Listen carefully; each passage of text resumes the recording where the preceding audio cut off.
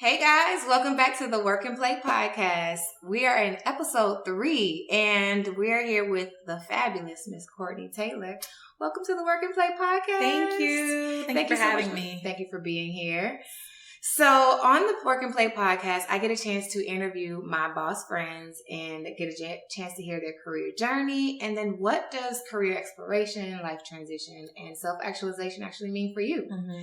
So without further ado, I guess I'll introduce a little bit of how we knew each other, how we actually met. So Courtney and I met when we both worked at Delta, and the funniest story I can actually share it is Courtney and I both worked in the dungeon at the time. We were like downstairs in the basement, and only a few of us were, women of color actually. And though we had already made a connection, I had passed Courtney in the hallway, and I just passed her, but I didn't know it was her because, guys, I have nystagmus. So go ahead, look it up. But my eyes jitter. So when I looked at her, I really didn't see her. So even though I walked past her, something clicked and said, "You know her. Hold on, turn back around." I turned around, and no less than 2 seconds, Courtney was getting ready to write me off within like 3 seconds. She was acting funny. That's what I thought. Like, we started together. We were in the same, onboarding class. Yeah. We sat 2 seats apart, not even 3, 2 seats apart. And you suddenly don't recognize me. I just thought she was acting funny. Yeah. And nobody likes somebody when they're acting funny. I mean, I'm already a Sagittarius, so we come off as like flighty and flaky. And I'm like, that's just not me. So I literally had to work my way to just continue to prove that I am really a good friend. Her turning around saved our entire friendship. Really because did. I was going to be like, at work, you never know who's like consistent or real until it's time to show and prove. So I just thought she couldn't know me in the hallway amongst other people for some reason. And you know what? That's a really good start off point for us to even talk about like work friends and how we even developed our relationship, because a lot of times people don't even know how to develop those personal relationships at work. Yeah. But before we even get into that, I just think that's interesting for us to touch on. Why don't you tell them a little bit about your career? What do you do? Where are you from? Okay, well, I'm from Atlanta originally. I went to undergrad at Jackson State, #DILove, and I went to grad school at University of Tampa. My degrees are have a marketing concentration, and I'm a marketer, like career marketer. And all of my roles, I've done different sides of it, whether it's creative management, content management, creation, marketing strategy, business development. So all different types of marketing. And I've worked in quite a few industries. I've worked for a hair care startup on the distribution side, and worked at Capital One, Amazon, one of their subsidiaries, Delta, Piedmont Healthcare, and now I work at Salesforce. Did I miss? It felt like I did, but I think that's everything. Union Pacific. That's where I did intern there. Well, if that's the case, I've also worked at Enterprise, Bank of America, like Macy's, Ross, Pizza Hut. I've worked in a lot of places then. And I've even done some freelance work, marketing strategy work for people with small businesses. That is so cool. So, Courtney, we became friends at Delta. And how did you learn that marketing was a good fit for you? How did your career start? Well, a little bit about me. I'm also a creative. You know that. Now you guys know that too. But I originally wanted to write Super Bowl commercials. When I was growing up, I'm like, I'm going to write commercials for the Super Bowl. Done. Everybody's going to love it. It's going to be amazing. And I was in broadcasting in high school. And then I learned about how sometimes that journey is not as easy as you think. Like, oh, you can go to school for this and get a job. But a lot of the freelance work and how just journalism, like advertising, it wasn't as sure of a thing, of a career path as advertising was, unless you wanted to work for an agency. And I had just heard about like how hard they work and the long hours. And when you're young, you're not like, whoo, sign me up. Never. And so I decided to go into marketing because I could still have the creative side, but it was the business side of it as well. And I knew that there was always going to be room for the business piece. Like if they figured out how to automate or they decided they wanted to change who actually created the commercials or like whatever type of material, there was still going to have to be a business piece of that. And I just knew I would have more flexibility and a little bit more stability with that. Just growing up how I grew up, stability was very important for me. So I chose a path that felt like less of a struggle, but also allowed me to be creative. And I'm actually kind of glad I did that, because just when you're at work and you work in a creative role, sometimes there's still such limits and parameters on your creativity when it's not your company. It's not your product. Like when they say, oh, you're owners, I'm not an owner, because I might own the work that you give me, but it's still subjected to what leadership has deemed necessary, the resources that leadership wants to allow, and even pushing boundaries, like that has to be something that leadership approves. So in my career, I've had so many companies that are like, oh, we want to go big, and you get excited because you're like, I get to bring my creativity to work. And it's more than just the mundane, like day-to-day marketing management or content creation, because it gets very boring after a while. Very templated. But if I had, I guess, a career where I really felt like all of my creativity, like advertisement, where you're really trying to bring all of that, only to kind of get crushed by having to adhere to corporate demands, that would have been a little bit more draining than it's been for me previously. And it definitely has. But I see a lot of the agencies that we work with, they get so excited and they're pumped. But then when you go with the idea that's only like slightly different than what you've already been doing, you can feel them like kind of, it chips at them slowly but surely. Okay. So at a high level, I understand that your job takes both creativity and business, and then you are able to put that together within a strategy. So one thing I know about Courtney, she differentiates herself as a marketing strategist, which is what allows her to think with both left side and the right side of her brain. But if you give us a day in the life of what does it look like to be a marketing strategist? Well, it's really cross-functional. So and I've been a content manager too. When I'm just on the content side, a lot of time I might work with marketing managers, and it's more on the execution side. Like, how do we execute this to tell the best story visually? But when you're on the marketing strategy side, a lot of times you're working with functions that don't necessarily understand everything about marketing. You're working with functions, whether it's like finance or inventory, pricing, merchandising, like all of these different parts of the company. It's very cross-functional, because what you're doing is looking at all of these pieces, all of their goals, seeing how they can relate to the end customer. And what story should you tell? Because it's not just about telling a good, catchy story so that they have awareness of your brand or your product, or it actually appeals to them, but it's also making sure that after you bring them into the system, that you can meet those demands and those needs on the other side. So a lot of times, people just see it as initially as you getting something out the door in a cool way, but it's the full 360 of appealing to you, like closing the deal, and then managing your expectations so that we can then continue to appeal to you and possibly upsell you along the way. And you can't do that if you're not making sure that I have a great ad, it's saying great things about the product that we know we've tested and it's proven, but then they come into a website experience that's poor. Checkout doesn't make sense.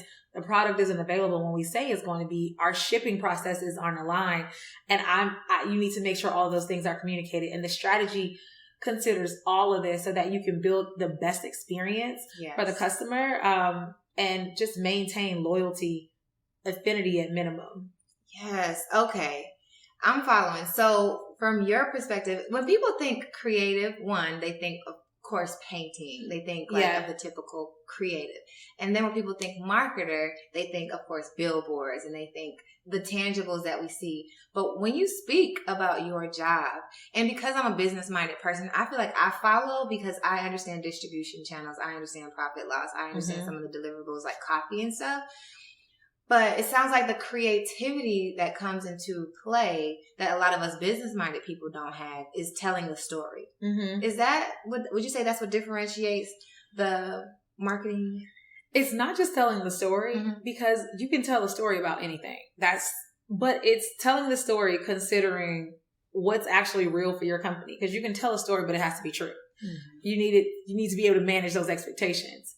You can tell a story, but why is it any different from your competitor and the story that they're telling? Okay. You can tell a story, but your indirect competitor, who might not be, stealing directly from your pocket, they may have an alternative that works for this problem as well. Why is your story any better or different than what they're doing? It's so many different things. Like, it's not just about telling a good story, but it's about, one, finding your place in the market that is going to allow, like, product positioning, brand positioning. Yeah. Positioning is everything. Okay. And that's the art behind it. You can't just telling a good story is fine, but ultimately that story has to matter. That's the other thing. Customer research. Considering, why does this story make sense? Yeah. Like, for me, because I'm the one that you want to buy it. Right. And I find with a lot of brands, they'll tell a good story about themselves, and then customers are on the other side like, psh, that didn't do anything for me. Okay. So what you do is essentially, okay, again, I'm going back to like I hate to use this word, but it's so true, the starving artist, right? The starving artist doesn't necessarily have that strategy piece, that customer, what are the 4 P's? People, position. No. Oh, see, I'm already. Price. Packaging, promotion. Is it product? Yes. Okay. Right. So what you're doing, and I think it's really interesting that we're having this conversation, because as much as we're going to get into your career journey, but what you do is so cool. For me, it's like a Rubik's Cube, because I'm like, there's so many different pieces that go into creative, what it looks like visually, and then strategically how to get from point A to point B, and then from the customer's perspective, and then there's this numbers piece of like revenue and things like that. But this is also the time, 2021 is also the time where people are doing like social media marketing on their own. Yeah. And we talk about how like everybody thinks that they can be a marketer. And I know that there are like, you can look at your analytics on social media and stuff like that. But if you were to make it clear for us, like what does a starving artist not have that you have in a corporation? And like, how does that, like, what would it look like if a starving artist or a new influencer or a music person were to take the savvy that you have at a corporate level and then like make it work in their life? Yeah. So what doesn't a starving artist have? Money and research to play with. Okay. Like, yeah. I would have that on a corporate level, or any big company. Like, I always tell people who are like, oh, being an entrepreneur, I've never worked for a government-owned agency. I only work for entrepreneurs. They happen to be millionaires and billionaires, but they started off as entrepreneurs. Yeah. And so they've been able to grow their resources. So this starving artist could eventually grow their resources. People who own their own boutiques and things like that. You grow your teams, but you have to be willing to invest. Like, me having a job and collecting a payment is an investment in the company. And that's an investment for me. I'm investing my time to be able to help them build something, and they're paying me as a result of that. But so resources is one, including money, which is a big thing. Like, you just have more money and to fail. So you can try a lot of stuff and figure out what sticks. I would also say that you just have a team. A lot of people like to do things by themselves, and I think they miss the mark, because you're not everybody. And 9 times out of 10, you're not even your customer. Because a lot of people are like, oh, well, I would use this and this is what I would want. You're not your only use case. Like, and if you are, then that's a very narrow market. And that's fine if it is, like, but you still have to understand that everybody doesn't make decisions in the same way that you do. Like, yes, customer research will help, like, define an audience more specifically. Yeah. But just thinking that we have all the answers behind why a customer will want something is unrealistic. Research helps you with that. Other people who are building out other parts of the processes and can perfect that, like, help you with that. While you're paying attention to being an artist, this person can pay attention to managing the data and the customers that are responding, that are looking at this, and readjusting audiences to make sure that you're capitalizing on who you see is paying attention to you most. So you're not wasting your Google Analytics dollars on everybody when you see that, hey, if I just target these people, I can at least meet my goal this month, and then I'll worry about how I can appeal to maybe another group. Like, those are all things that they don't have. However, everybody's not a marketer. They're not. a lot of people can do marketing thanks to automation. Yeah. So there are tools that allow people to be able to market. That doesn't mean that they're a marketer or they're good at it. That means that they can navigate these tools in a way that allows them to have marketing that works for them. Okay. Not taking away anything from them, like doing marketing on their own, but it's definitely a skill set and it's definitely different things at different levels. But marketing automation has made it possible for a lot of people to be able to access tools that typically require more resources. So I do think things like even the Instagram, what Amazon does in their sphere, like if you are selling things in their marketplace, how you can bid and target their Google Analytics and search. I do think those are great tools that people can use, especially if you don't have a marketing team. At least you have things that you can get out and something that will help you set up like a campaign. Okay. So, and I almost lost my thought. So we can all agree that automation can really help us as entrepreneurs grow our business from a marketing strategy perspective. Mm-hmm. But it sounds like from an expert, so we can only do that as long as we need in order to get the resources to get an expert like that. And then so being able to speak with a marketer, an expert, to talk through the strategy about, okay, what is the story? Who is the customer? What are these different channels that we're going to be communicating through? All of those different pieces that go within one brain and then outputs a strategy that helps a person month over month execute. Mm-hmm. It sounds like what we're saying is use the tools as long as you can and then try to find a team as quick as possible. Yeah, and you know what? I don't want to discourage anybody who does it themselves. It's always nice to have somebody to be able to consult. So even if like somebody for freelance work doesn't want to hire me to do the work, it's still having a session to be able to help think things through is smart. And not just for marketing. We're talking about business development, an accountant to look at your finances, mm-hmm. somebody who's like specializes in supplier management and they can help you to understand how you can refine your operations so that you can save more money. So it's not just about marketing, period. People have expertise in various areas for reasons, like specific areas for reasons. And it's just unrealistic for someone to think that like doing it by themselves is going to get them, like you can do a great job by yourself. But think about how much more you could get if you could focus on the piece where you're most talented and you brought in other talented people to work with you. A lot of people frown down like on that, like smaller businesses and some up and coming entrepreneurs because they're just thinking about splitting the pie. Mm-hmm. But I think about it like this. By yourself, what if you can make $3,000 a month? Oh, that's cool. And you're like, well, if I bring somebody else in, I'm going to split that. But if you bring somebody else in and you make $8,000 a month, you're up $1,000. Even if you split it 50-50, which 9 times out of 10, you're not. But you're still up $1,000 and you didn't have to do twice the work. Right.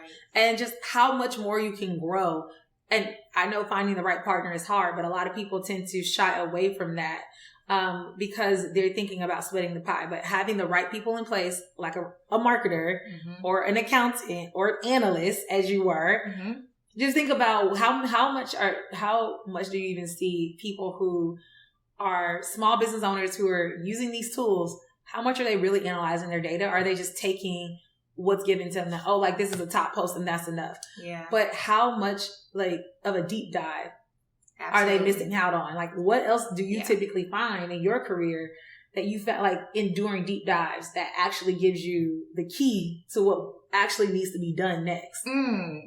Are you asking me? I'm asking. That's a really good question. It's still like you used to be, marketing and data analyst in marketing. So it's the same thing. I use my data analyst to see what I don't see, to really chop up stuff and tell a story that it's not on the surface of the data, because then anybody could do it, right? Yeah. But it's when you look deeper, you're finding correlations that's really giving you the key to that target audience and product mix that you can't just like find by doing a quick glance. Absolutely. And not since I get to answer a question. Go ahead. I will say that one thing that I have in common with what you're saying is like speaking about business from a macro perspective, I'm so used to that. So whenever I got my first job, or anytime, the first day on any job that I've ever had as a data analyst, you walk in with just a plethora of data. Like you can get into anything about when a customer traveled, what they wore, or not necessarily what they wore, but how many bags did they have, how many trips did they, like you have so much information on one customer. And when I'm looking at like something like social media data analytics, it's a smaller subset of people. And so you have to look at, I lead with more of an intuition, because I think a lot of times people do look at that top post data or top hashtag. And then sometimes we just throw things at the wall and just hope things stick. But I think I found a bit of a nuance, for example, with Reels. And when you're posting Reels, sometimes you use hashtags. And sometimes if you use the same hashtag, you might get a certain response versus posting a completely different video with the same hashtags, you'll get a completely different response. So one thing that I've been able to just be more intuitive about was just noticing, okay, so I'm getting this many impressions, 2,000 impressions on one video using the same hashtags as when I get like 700 impressions on using like I said, the exact same hashtags. But then you have to look at, it's more when it comes to social media for me. This relates back to when I used to think about when we did like split tests on banners at Delta, and you're thinking about whether you're going to use a picture of like an apricot or you're using like the big words and the sandwich of like tuna, right? Then you start to think in social media, when I think about when I have text on my little posts versus when I don't, when I have makeup on and when I don't, and then when I'm just speaking versus when I'm doing something funny. I think there's a story underneath the data to say like what is catching people's eyes, what is making people engage more and send it off a little bit more, because it's not just the hashtag.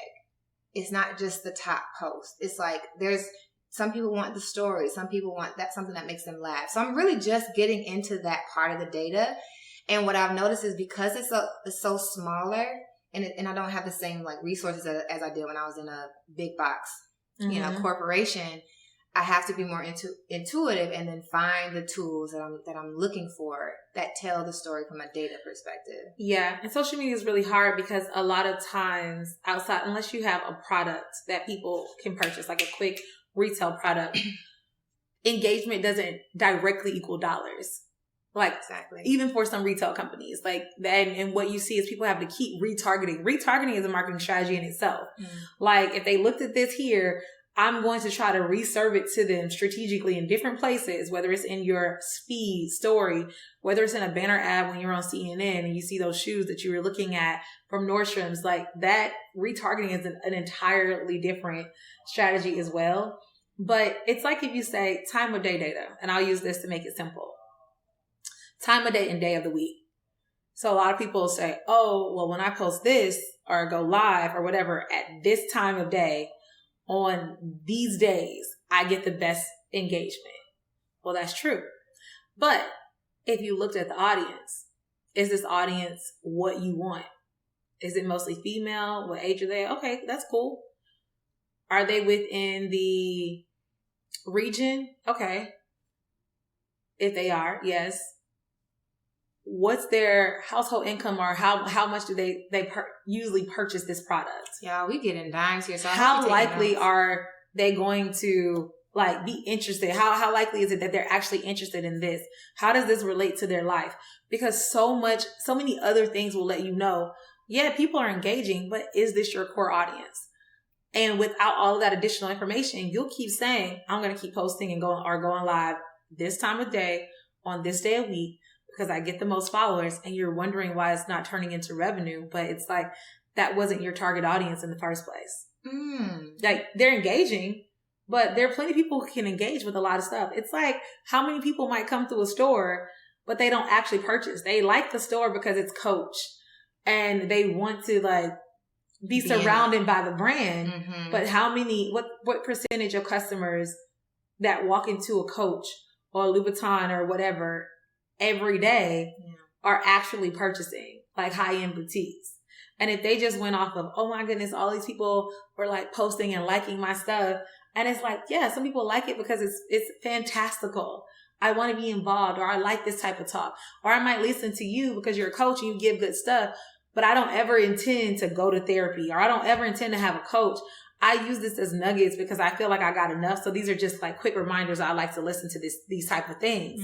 But are these people coming back and using your career, your career services? Right. Like those Conversion. Conversion is one of the biggest things that people tend to miss because everything's about social media and everybody's looking at engagement. Right. But conversion will let you know if you're wasting your time or money, because sometimes you can do a lot less and make even more if you're hitting that right audience. Then you would save yourself time and money for those people who don't have a lot of money to invest in the first place.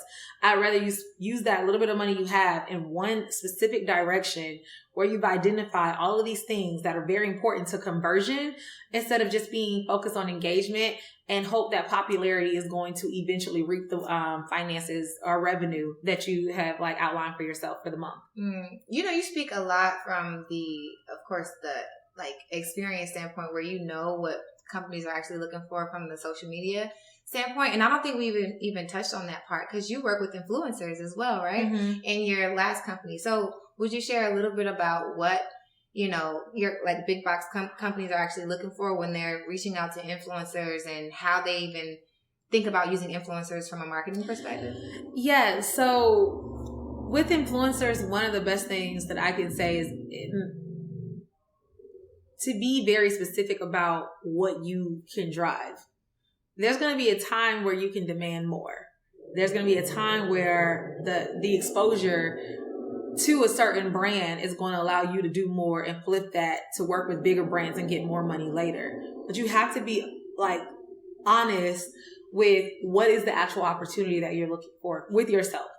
Don't be honest with me just yet. You know what I mean? But it's, hey, are you in a place where you can afford to negotiate, or have you been working hard and now this big name, wants to work with you, but you decided, oh, I'm worth this, I'm worth that. And it's kind of but are you? Cool, you're worth it. Run me your data. How many people engage and go to the links that you actually send?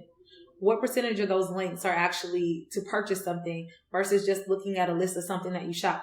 How many people have actually then clicked on that link and then converted to that sale? And what time frame was that? How many times did you have to repost that? How long did your content, work?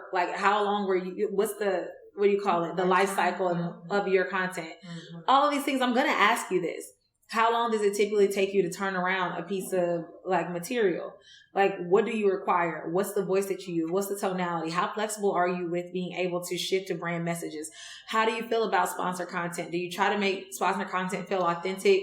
Okay, cool. But how many sponsored posts do you typically do a month where people are actually starting to reach fatigue because they don't feel like you're being authentic anymore? And then you let me know what you expect, and I'll let you know what I'm going to get.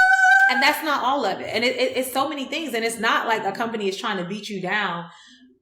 I'll pay for somebody that can drive something.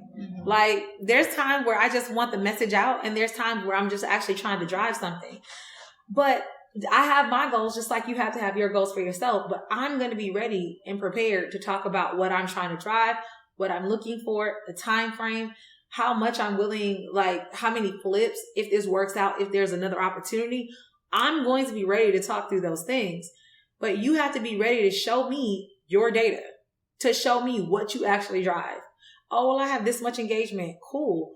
Now, if I look at your total follower count, the number of people that engage with you are this much. All right. I expect 10% is pretty average, but only 10% of that 10% is probably going to, that watches it, is probably going to maybe or actually comment.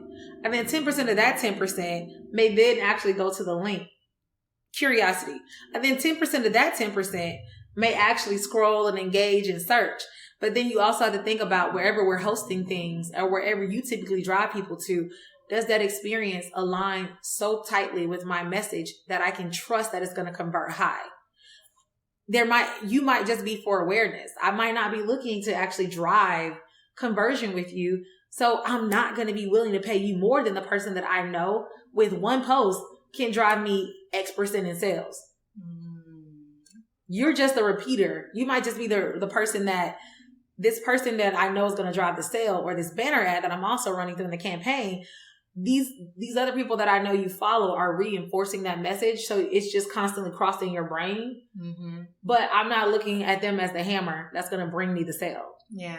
I was just and that's how things vary and what a brand is willing to pay. Yeah. I was not talking to, but I was watching one of my favorite social media influencers, and she was just talking about, she was on a live, and she was just talking about how a company offered her like a position on TV, and they wanted her to do like, some type of spotlight. And she said, okay, cool. What are the terms? And they said, well, you get exposure, and we, whatever they got, right? And she felt like it wasn't a fair deal. So what you're speaking to right now, it's funny because like in the entrepreneurial world, everyone talks more about our authenticity and then understanding what we want to get from like our pages as influencers. But then you also give us an perspective of what corporations are looking for and how their strategy is either awareness or conversion, whether it's sales, or do they want to just have a person of color on the banner? And is that really a strategic move on funding, or the bottom line rather, or is it just like for like awareness or social capital or social responsibility, right? So I think you just really tied up a lot of the other side of the veil when it comes to some of these larger influencers who want to start to create those relationships with corporations, and they don't necessarily know how. Now, if you follow my social media, you know I'm more of a mini influencer, and my engagement is seriously it's on my reach, guys. So, and I do aspire to get to a place where I'm having those handshakes with corporations. But I think what you just did was gave the game to a lot of influencers who are out here with 171K followers, and they don't know how to convert their profile of their like current business to something that creates a lasting relationship with the company. Yeah, and I'll also say this. Sorry, my bones are old. I keep shifting. But ask for what you want. People get offended, and it's like, okay, I'm not giving you more than you ask for out the back all the time. Like, I'm not going to be like, oh no, but I'm going to give you this, even though you only wanted 1,500 a post. I'm going to give you 3,000. Why? Like, why? If you tell me what you cost, and I say, yes, I'm willing to meet your rate. Cool. But I've had somebody with less followers ask me for more than somebody with more followers, and I gave it to them because it was in my budget. That it wasn't an issue for me. If I give you what you ask, and a lot of times the companies will ask, what are your rates? Mm-hmm. So it's not even just about how much we're willing to pay. Yeah, if this is my budget and this is what I have, then we're going to have to work with it. If you can't work within that, I get it. That's much respect. But it's a money game on my side, just like it's a money game on your side. Mm-hmm. Like, I'm not trying to drain all my resources. And here's the thing. Like, a lot of times people will be like, oh, well, and they might not know it's me, a woman of color. I'm not discriminating. I'm giving you what you asked for. I'm not now, where are you supposed to find out how that you can ask for more? That's not the company. That's not on the company. But what I will say that's not on the company. I'm not the person that I'm not going to host a influencers thing to say you guys should get more money, because it varies and there's not a formula. Just like we could do the same job and not get paid the same thing based on the company we work for, based on the industry, based on the region, based on a lot of different things. And everybody doesn't drive the same. We can have the exact same job title, both be Black women, be the exact same age with same background. The way I think and the way that you think are not the same. Mm-hmm. How our audiences respond to us are not the same. We can both have 10,000 likes on a post, but she could drive 5,000 people to actually sales, and I can drive 200. Like, it's not apples to apples. And a lot of times you don't have those background data links. They'd like to know whether somebody's paying you or not compared to how much they pay somebody else. This is not speaking specifically to the gap, the wage gap and equality issue when it comes to people of color versus white people. And I hate saying people of color because it's not everybody in the world but white people, but Black people and white people are Asians and everything else. Like, I know there's an issue as far as discriminatory pay, but I'm not speaking to that. I'm speaking to people that are even within the same communities that just ask for different things, and knowing your worth is just like self-esteem. When it comes to social media, like, your social media esteem should be like, let me ask for this. It's like if somebody asked you for your first speaking gig and sent you their rates and you say you wanted this much, right? Cool. And they were like, cool. Come to find out they paid somebody else $25,000 and you only asked for $500. You would feel some type of way. It's about that. You would want to be up in arms and everything else. It was like, but that's what, we didn't offer them that, you know? Or you might say, hey, this is my budget. In my budget, and a lot of times I'll be like, okay, I can afford 3 mid-tier influencers, 5 micro-influencers, and 1 macro-influencer. I know how much like this one costs. And I'm going to get the money to pay this one because I also know what that's worth on the other side. But everything else is flexible. So, Courtney, how would someone who is a micro, I want to say micro, meso, and macro, but what is it? Micro, medium? I would say mid-tier, like a mid-tier influencer, micro-influencer, and macro. How would someone start that relationship with a corporation? Or do they just need to wait for the corporation to reach out to them? It's not always just the corporations, and that's the thing. A lot of times we might use agencies. And a lot of social media influencers, when they get a little bit bigger, they do have agencies that they work with that can connect into things.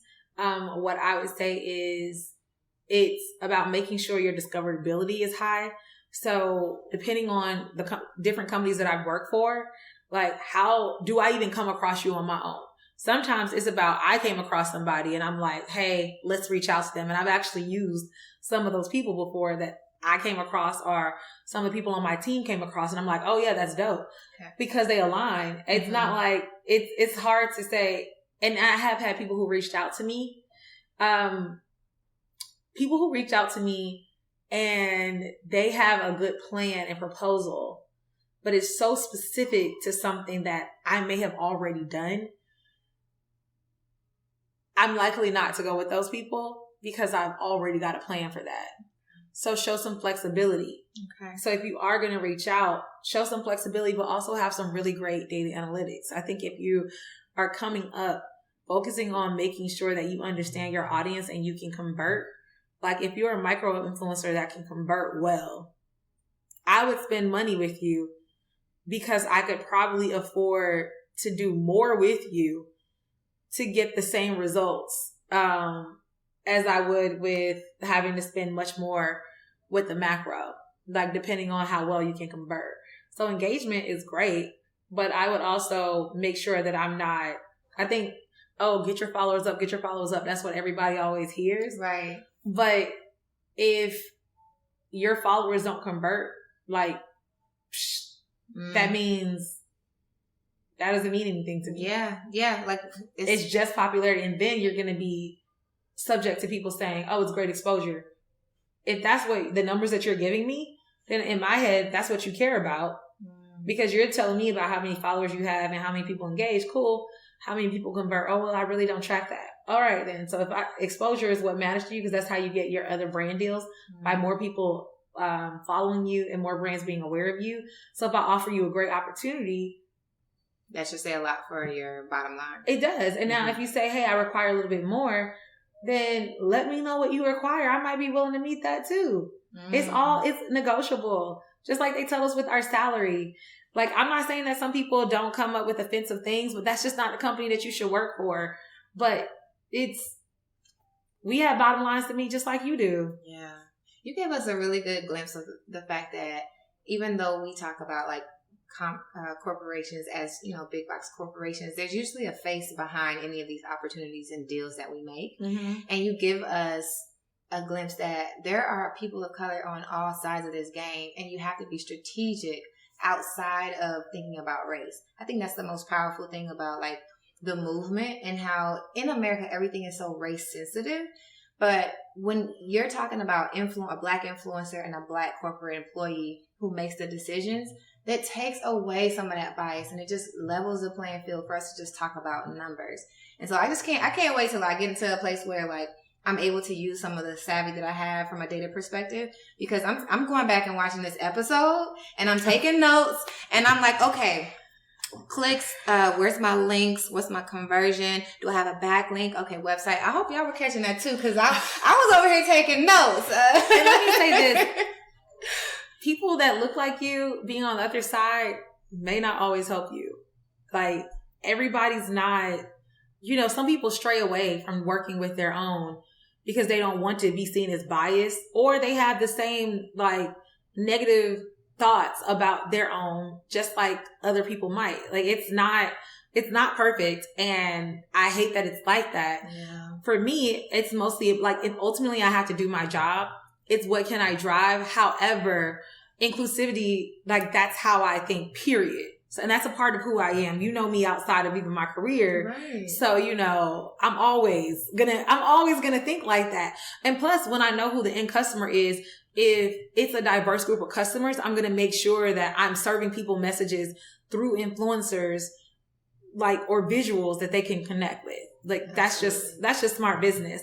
I will say, I don't want any of this to discourage you guys. There is a lot of power that you guys do hold, but I just want everyone to be able to leverage the tools that would allow them to be able to negotiate things more in their favor. It's very competitive out there in the influencer space. And I don't want it to seem like, well, what you won't do, somebody else will.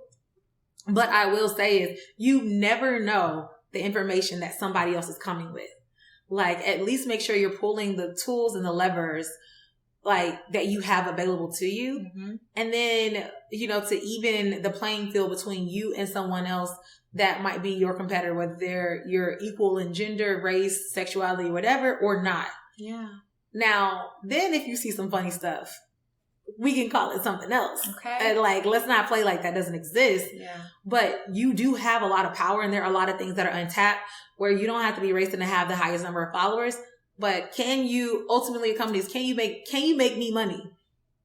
Absolutely. Can you make me money? One thing that I would, just to bring everything together, and how you mentioned, like, so even though we talk about like this macro strategy, you started first of all, your self-esteem is just like your social media esteem. And then when you go from your self-esteem, when you go into a job interview, you have to come with all of the facts about what your career has led up to. You got to come with the data.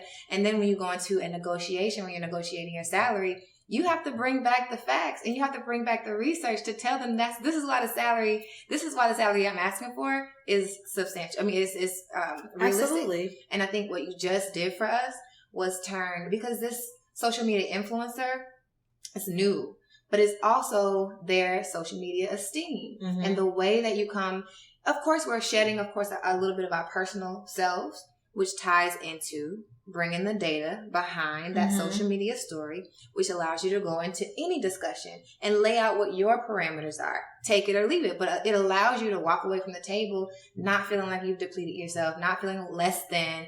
You just know that it wasn't a strategic play for the company, and it was not a strategic play for you. Yep. That's really what it is. And that's why I do, like, even though I am a creative, I really do love strategy. Just really being able to understand, not just like I'm just this big numbers person, but being strategic even about the story you tell. Like it gives you more of an aim. Instead of just like, here, this is what I have laid out on the table. But like, not only what direction are you heading in, what story do you have to tell, and how does that apply to me? Or how can I make that apply to you? How does this turn into this, and that? Yeah. And then how does it support other pieces of the organization? And so going back to your earlier question of like just being a marketing strategist, I'm supporting other teams of the organization. I work to make more than just one person's goals come true. Like, it's all aligning to the business bottom line. But when I'm working, I'm seeing how I can take a cross-functional team, find common goals that can be driven by marketing, because everything isn't a marketing problem to solve. And then working to create a plan and communicate that to the creative team. Okay, this is what we need to do. This is the messages, the messaging. This is the positioning. These are the customers. These are the channels that we need to be in. This is the spend. This is the time. These are the places. And then that creative team says, all right, now we're going to create visuals that, or an experience that aligns with that. It's really just about considering all. And that's what I really do like about strategy. It's kind of like just being a person in relationships, being strategic about how you approach a conversation, being strategic about how you show you care. Like, is it just how you want to go about it and what you think looks like care? Or is it what the other person is considering to be care? And is now the time? Are they in the mood? Is it going to resonate with them? Like, do they have so much going on and you feel like, well, I said it. It should have hit, but it didn't, because there are other things that are going on. Strategy is everywhere. And that's all that's all like I do is make sure that I'm considering all so that the end customer is going to be someone that, you know, is going to find us as a valuable option, whoever I'm working for at the time. Courtney, you are a powerhouse. And I know from a book. That's so sweet. You literally are. And as a businesswoman, I so admire you. Like as a businesswoman, as a woman of color doing what you do, as a person who's found their like unique qualities and then made their way in corporate America.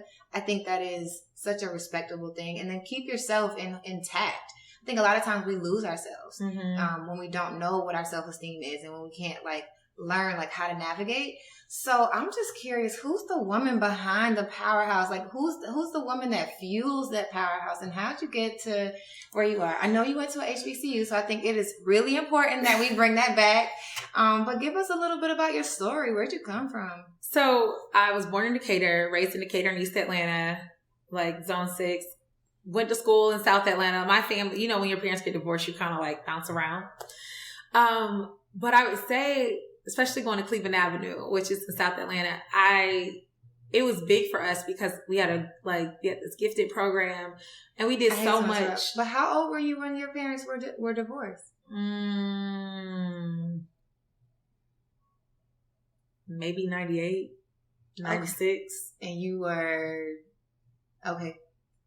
Somewhere in the... Maybe 96. I can't remember. I was young. I was in elementary school. Got you.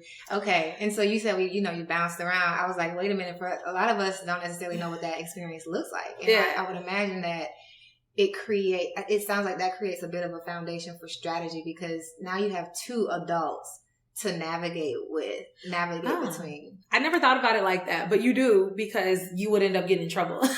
Because my parents' schedule was every other day, every other weekend. So you would wake up at one person's house and they would send you to school and you would sleep at another person's house. And they did not live in the same county after they got divorced. Mm-hmm. So that was horrible because you're only going to school in one county, but you're going back across two counties every day, essentially, whether it's the morning or the afternoon.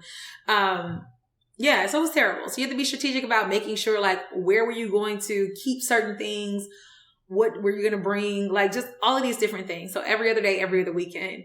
But one of the things I would appreciate about my upbringing just at Cleveland Avenue is, and then my family, we're very much into, Black excellence. And it's not like we're like rich or anything like that. So I don't mean monetary, but just in like refining your talent and excelling in that space. Now, like it takes somebody to nurture that. And Cleveland Avenue was a great place because you just got to be. Like you got to, they had so many things where we did so many tests. Like we used to do ink block tests. We used to play chess. We used to have special arts programs and all these things, like give speeches at City Hall and do all of these things where they really got to be in the symphony. Like we really got to experience so much. I think a lot of schools do that, but sometimes it's just not as easy these days. They were able to hone in and like dig a little deeper into those things. So like for me, I was actually in the special arts program, like after there was a certain level of interest and talent. And that's the responsibility of my parents because they're the ones who have to dedicate the extra resources, whether it's time, schedules, or whatever. Mm-hmm. So I appreciate them for that because, that's what really got me started in my creative journey. My dad was an artist and like musical and everything else too. Mm-hmm. So you do get it honest, but he never pushed anything on us except for basketball. So what was that like? Even though you were in this creative space, how did basketball play a part in like your childhood? My dad's from Newark, New Jersey, and they play basketball like that's them doing nothing.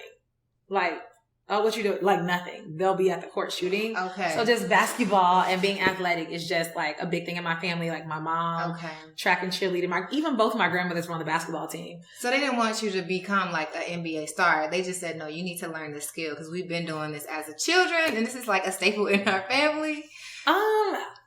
It's not a requirement to be a star. Sorry, I have to shift one more time. It's not a requirement.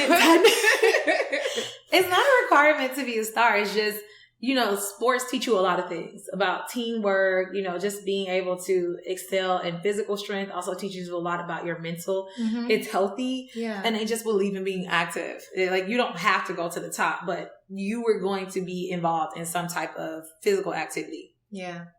Okay. So the physical was just a part, it was just balance. I mean, and it's who we are. Like, we are an athletic family. Mm-hmm. So it's just kind of like, it fits you. They lean into wherever you're talented, they lean in. Okay. But we were just able to build a lot of confidence in a lot of different ways because our parents really took to and leaned in where they saw that we were naturally talented. That's good. And so one of the best things about, my last company was, they really try to focus on your strengths, and they call them superpowers, which I don't think is like a new term. But instead of crucifying you or making you have magical, out of nowhere performance issues for weaknesses that they said that nobody should have in this space, it's like, where are you good? Where are you strong? And we can get the most out of you where you're strong. And if that space exists here, let's lean into that. Now, if some of the things where you're weak are causing performance issues, so where you're strong is not able to basically cover the weaknesses, then you need to refine some of those things. But our parents were able to do that. Really look at where we're strong, where our superpowers were, where we excel, like writing. Like, I used to be in poetry contests and things like that. And I'm a writer. Like, those are just things that we do. Musical, my older brother used to do that. Like, it's just, that's just kind of, our thing, our legacy. Like, my parents are very, and their families are very sure about who we are as people. Our background, even the things that, not necessarily that we're proud of, but it is what it is. Like, it's very honest. And so because it's very honest about even the bad stuff, it's kind of like, now what? This is what it is. And this is how you move forward. Those things just allowed us to constantly have momentum where we weren't being held back by anything. And we didn't have the prized upbringing, but we weren't being held back by anything because we were always sure of who we were, for better or worse. Courtney, it just hit me when you said your upbringing. Well, one, I was going to say you have a whole self-actualization childhood upbringing that a lot of us don't get. A lot of times people get 40 years old and they still don't know who they are, what they're gifted at. So it's such a blessing that your family cultivated that for you. But what you just said, and I'll repeat it for you. We could replay it.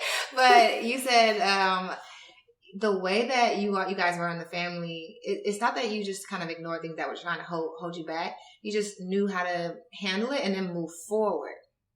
And when we met, we were both in different points in our career where our relationships with corporate mine was starting to develop in terms of understanding how do I keep my self-respect and my self-awareness and keep my corporate job at the same time. But you were always so sure of how to navigate. And it just hit me in this moment. One, you have this huge business acumen. Two, you have this very well-developed childhood. And everybody has their experiences, right? But you had this childhood that watered you and kind of nurtured you in the different things that were good about you so that you brought that stuff to your womanhood as an adult. And then when I met you, you had this very keen sense on how to navigate corporate politics and then even use the system for what it set out to do. Not let it hold you back. Just take the hit and move forward. But also, let's remind or tell people, I was on probation at my first big job and I hadn't even been there a year. And that really hit me hard because when you do have a level of assurance about yourself, when somebody's telling you that you're not good enough, it's almost like you don't understand or, there's something that's wrong. And I was trying and trying and trying. And emotionally, it took a toll on me because I just felt like I was failing and I had worked so hard to get there.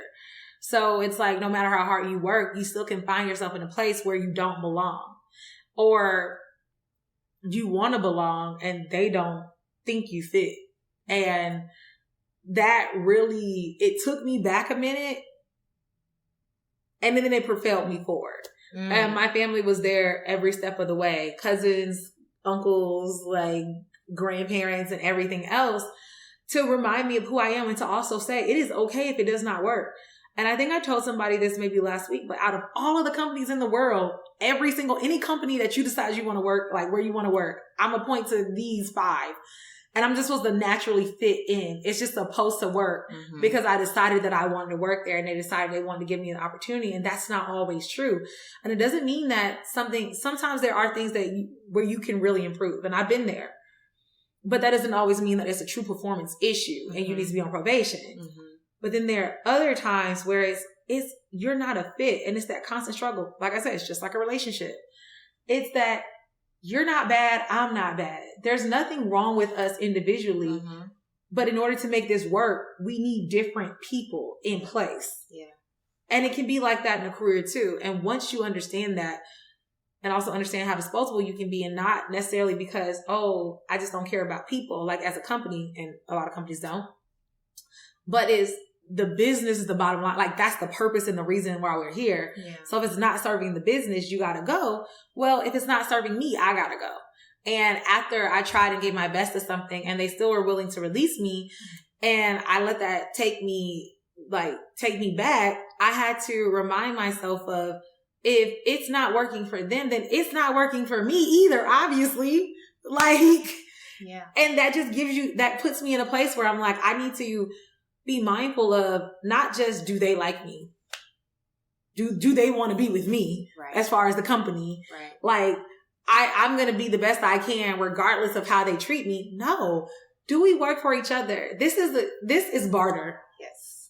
You paying me doesn't make me any less valuable than you. Because guess what? I'm providing you with the service. If I wasn't providing you with the service, would you be paying me? No. Right. This is a barter. So it needs to work on both sides.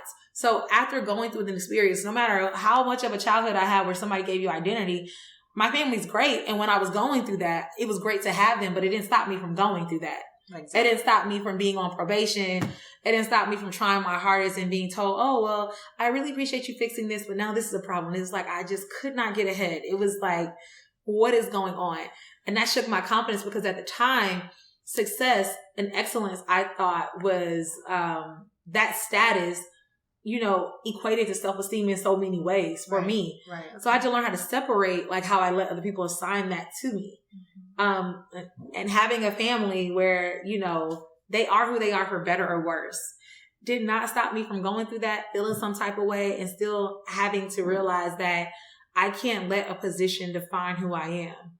Like it's just not good enough. This makes my heart just kind of flutter, because I'm such a person. I'm such a personable person. I lead with my heart, and I had to learn that part growing up in corporate America, and I had to kind of learn how to not just play to people who like me, but also bring the numbers, back it up, and then know when it's not a good fit for you, and then if it's not a good fit for the company, don't let that kind of knock your own personal self-esteem. So one thing on that, but it's like, it's not good if we always worry about failing companies, but these companies fail us. Absolutely. But that's okay, because they're the ones dishing out the check. And that's when we have to really sit back and say, like, I get it. Sometimes you can't afford to lose a job, but overall, how much is it worth you staying in this space? Can you be strategic about how to plan your next move, or while you're here? And that's what my career has been about. As I've moved, what can I get while I'm in this space? 'Cause I might have to go. That's what it is. I might not be here, but while I'm here, I don't believe in any time wasted. Say that, girl. Because then what am I going to say that I did with my time while I was in this space? Nothing. Even if it's it doesn't look like that big of a jump from my last job.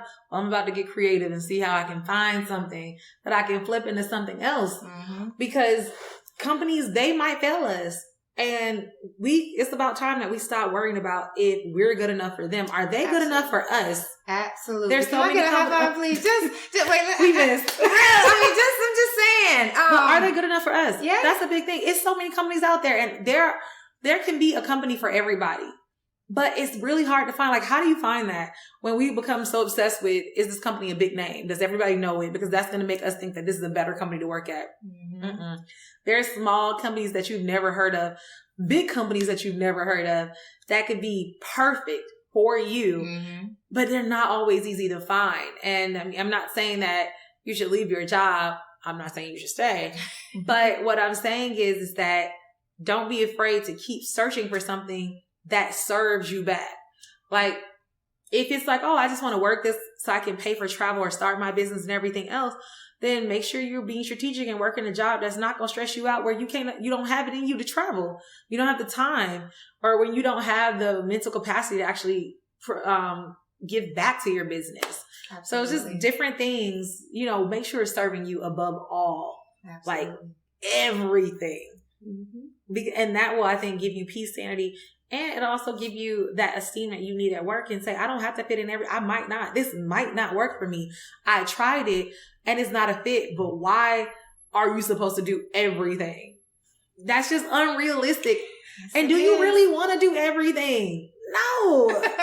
I don't even want to wash the dishes and cook. It's like one or the other. I'm trying to tell you, one thing that you just said, you have to keep searching. And one thing that I promote is when you have these design your life discussions, you have to go out there and talk to people. You have to go out there and test out different jobs. Absolutely. Different companies. Don't be married to certain things unless it's a good marriage. And that goes for relationships and it goes for companies. Yeah. So one thing that you talked about when it comes to are we wasting our time? Okay.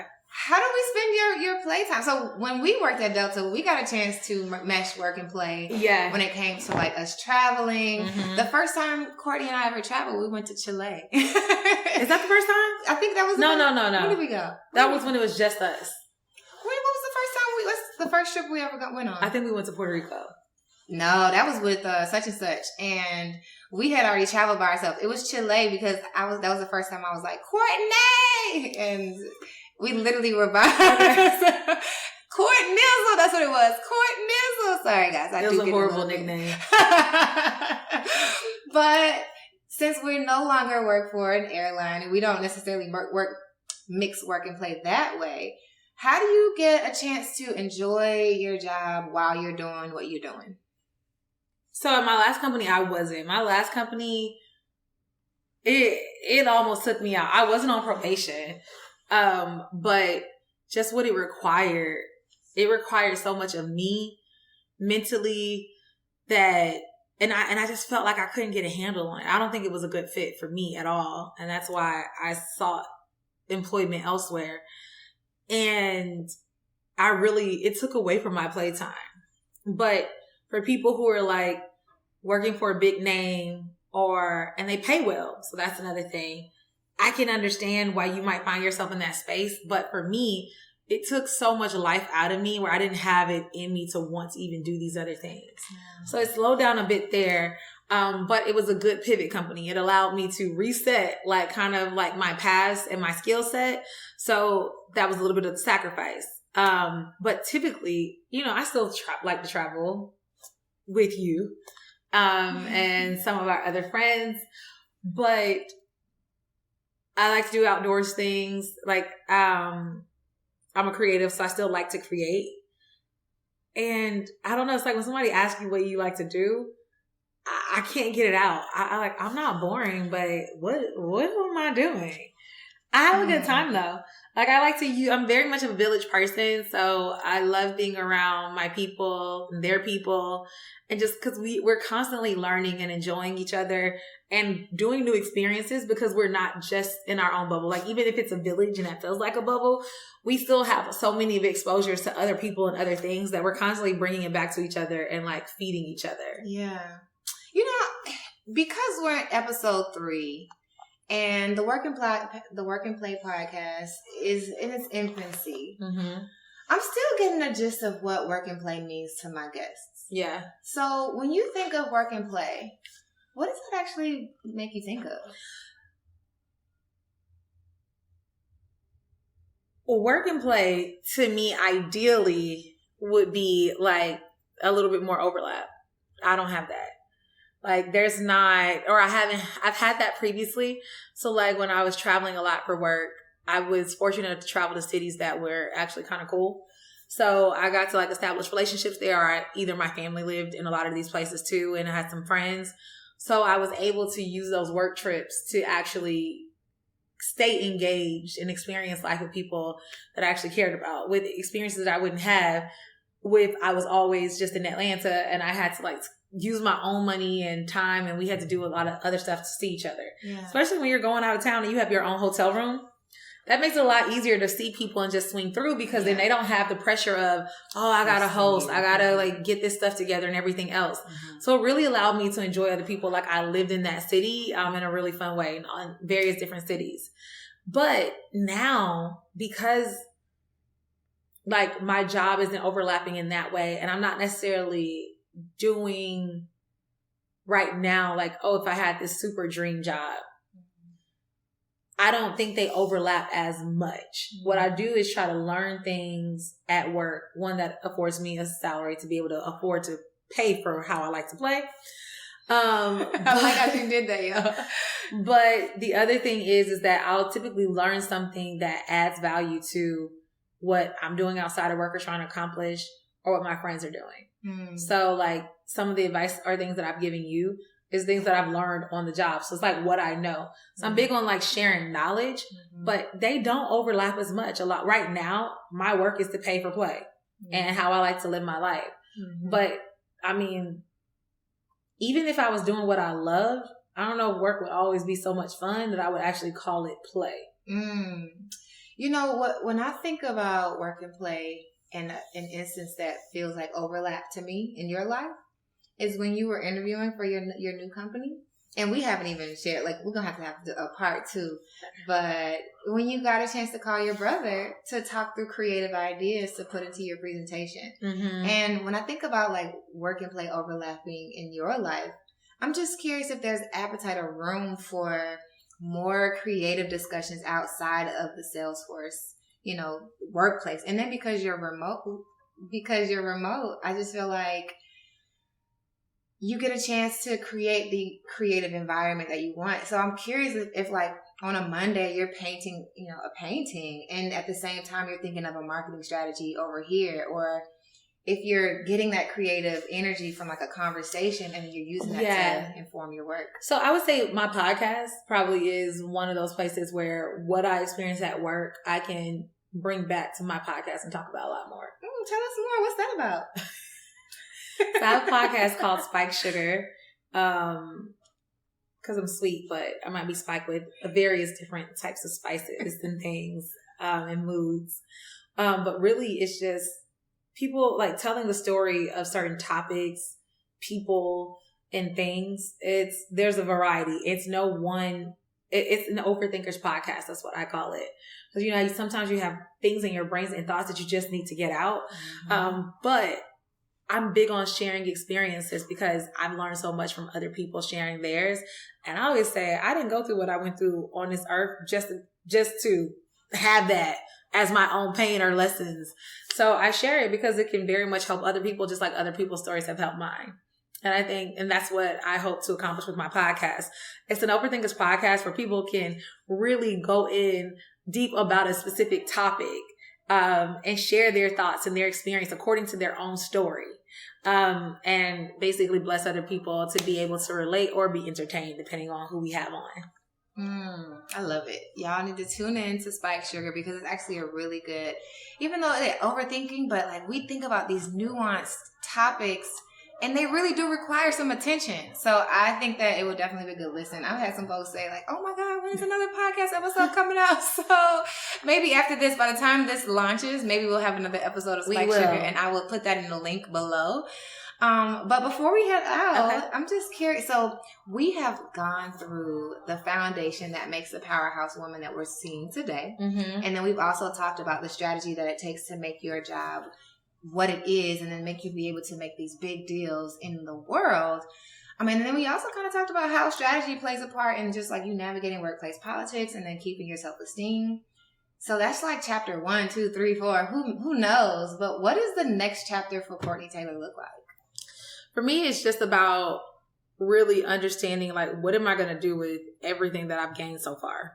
And that's it. Like, how can I make use of it outside of just having a career, but whether it's entrepreneurial or creative, but making sure that I'm not wasting those experiences. Like, how can I bottle all that stuff up and then turn it into something that is either useful for my village with community service, useful for my creative projects,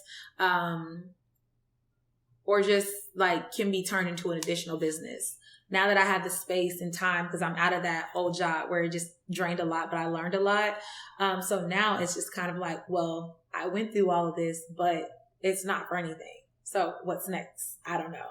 But I'll let you guys know when I figure it out. And we will have her back on the Work and Play podcast so that we can do this. Maybe over some like popcorn. We'll kick our feet up a little bit and continue having this discussion. As long as it's some Garrett's.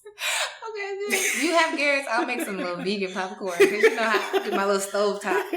But thank you guys so much for listening. Again, I'm Arylle, your host of the Work and Play podcast, and we have Miss Courtney Taylor. Before we head out, Courtney, how can they find you? Oh, Courtney from 88 is my Instagram. And I think that's basically, I'm not an influencer, so that's all I got. Well, catch Courtney on the next podcast. We will definitely be having her back soon. Y'all have a wonderful day. Peace out. Bye.